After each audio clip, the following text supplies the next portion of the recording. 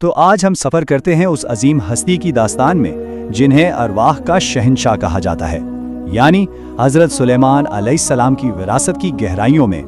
ذرا سوچئے، ایک ایسا بادشاہ جس کے ایک اشارے پر ہوا اپنا رخ بدل لے، ایک ایسی سلطنت جہاں صرف انسان نہیں بلکہ جنات اور پرندے بھی فوج کا حصہ ہوں۔ آخر ایک فرد کو اتنی قدرت ملی تو ملی کیسے؟ کیا یہ صرف ایک معجزہ تھا یا پھر اس کے پیچھے ایک بہت بڑا امتحان چھپا ہوا تھا؟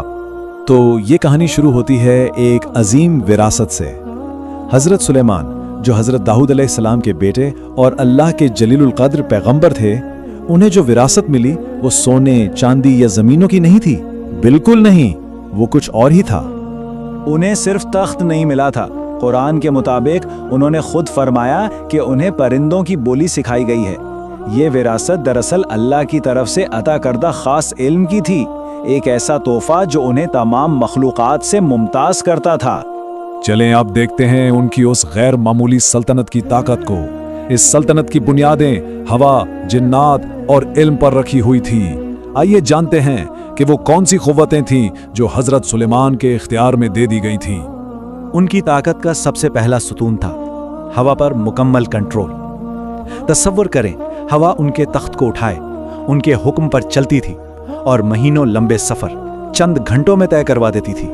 اور قرآن پاک اس طاقت کی وسعت کو کچھ یوں بیان کرتا ہے کہ صبح کا سفر 1 مہینے کے برابر اور شام کا سفر بھی 1 مہینے کے برابر۔ مطلب یہ کہ وقت اور فاصلے ان کے لیے معنی ہی نہیں رکھتے تھے۔ اور اب بات کرتے ہیں دوسرے اور شاید سب سے زیادہ حیرت انگیز ستون کی، جنات پر ان کی حکمرانی۔ یہ قوت والی مخلوق ان کے تابع تھی اور وہ کام انجام دیتی تھی جو انسانی عقل سے باہر ہیں۔ قرآن بتاتا ہے کہ جنات ان کے لیے عالیشان محل بناتے، سمندر کی تہ سے موتی نکال لاتے اور بڑے بڑے حوض تعمیر کرتے، لیکن یاد رکھیں یہ سب اللہ کے حکم سے تھا۔ حضرت سلیمان تو صرف اس امانت کے نگران تھے۔ لیکن اتنی زبردست طاقت کے باوجود ان کی زندگی کا ایک واقعہ ہے جو ان کی عاجزی اور رحم دلی کو ظاہر کرتا ہے، اور یہ کہانی ہے ایک چھوٹی سی چونٹی کی۔ ہوا یوں کہ وہ اپنے لشکر کے ساتھ گزر رہے تھے کہ انہوں نے ایک چینٹی کو اپنی بستی کو خبردار کرتے ہوئے سنا۔ یہ سن کر وہ مسکرا دیے اور اللہ کا شکر ادا کیا کہ اس نے انہیں سب سے چھوٹی مخلوق کی آواز سمجھنے کی صلاحیت دی۔ یہی وہ لمحہ ہے جو بتاتا ہے کہ ان کی قدرت رحم دلی کے ساتھ جڑی ہوئی تھی۔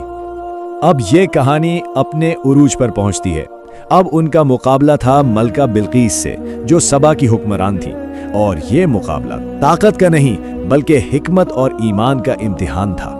قصہ شروع ہوتا ہے ہدہد نام کے پرندے سے۔ وہ حضرت سلیمان کے دربار سے غائب تھا اور جب واپس لوٹا تو ایک ایسی خبر لایا جس نے سب کو حیران کر دیا۔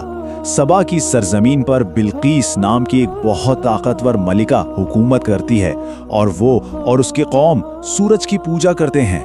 ہدہد کی یہ رپورٹ دراصل کسی فوجی خطرے کی اطلاع نہیں تھی، بلکہ یہ ایک روحانی چیلنج تھا۔ ایک ایسی قوم کا ذکر تھا جو اللہ کو چھوڑ کر کسی اور کی عبادت کر رہی تھی۔ حضرت سلیمان نے ملکہ کو ایمان کی دعوت کا خط بھیجا۔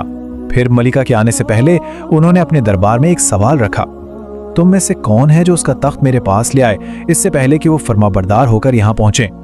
یہاں 2 پیشکشیں ہوئیں۔ ایک طاقتور جن نے کہا کہ وہ دربار برخاست ہونے سے پہلے تخت لے آئے گا، لیکن ایک شخص جسے اللہ کی طرف سے خاص علم دیا گیا تھا، اس نے کہا میں اسے آپ کی پلک جھپکنے سے پہلے لے آؤں گا، اور بالکل ویسا ہی ہوا۔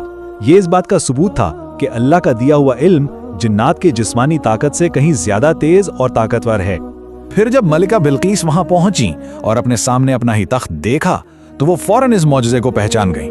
یہ ان کے لیے ایک واضح نشانی تھی کہ حضرت سلیمان کی طاقت کسی بھی دنیاوی بادشاہ جیسی نہیں۔ اور انہوں نے فوراً اعلان کیا، اے میرے رب، میں نے اپنی جان پر ظلم کیا اور اب میں سلیمان کے ساتھ اللہ رب العالمین پر ایمان لاتی ہوں۔ یہ فتح تلوار سے نہیں، ہدایت اور ایمان سے حاصل ہوئی تھی۔ لیکن حضرت سلیمان علیہ السلام کی زندگی کا آخری باب ہمیں طاقت کی اصل حقیقت کے بارے میں سب سے گہرا سبق سکھاتا ہے۔ ان کی موت بھی ایک سبق تھی۔ وہ اپنے عصا کے سہارے کھڑے جنات کے کام کی نگرانی کر رہے تھے کہ اسی حالت میں ان کا انتقال ہو گیا، لیکن ان کا جسم ویسے ہی کھڑا رہا اور جنات ان کے خوف سے کام کرتے رہے۔ وہ اس بات سے بالکل بے خبر تھے کہ ان کا بادشاہ اب اس دنیا میں نہیں رہا۔ یہ سلسلہ چلتا رہا یہاں تک کہ ایک دیمک نے ان کے عصا کو اندر سے کھوکھلا کر دیا۔ جب عصا کمزور ہوا تو ان کا جسم زمین پر آ گرا اور تب جا کر جنات پر حقیقت کھلی۔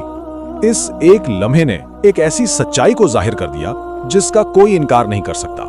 غیب کا علم صرف اور صرف اللہ کے پاس ہے۔ جنات اپنی تمام تر قوتوں کے باوجود غیب نہیں جانتے تھے۔ تو حضرت سلیمان علیہ السلام کی وراثت آخر ہے کیا؟ یہ شکر گزاری کا سبق ہے۔ ہر مخلوق چھوٹی ہو یا بڑی اس کے لیے انصاف کا سبق ہے، اللہ پر پختہ ایمان کا سبق ہے، اور سب سے بڑھ کر یہ سمجھنے کا سبق ہے کہ ہر طاقت اللہ کی طرف سے ایک عارضی امانت ہوتی ہے۔ ان کی کہانی ہمیں ایک اہم سوال پر سوچنے پر مجبور کرتی ہے، کیا اصل کامیابی طاقت حاصل کرنے میں ہے یا اس طاقت کو اللہ کی مرضی کے لیے استعمال کرنے میں؟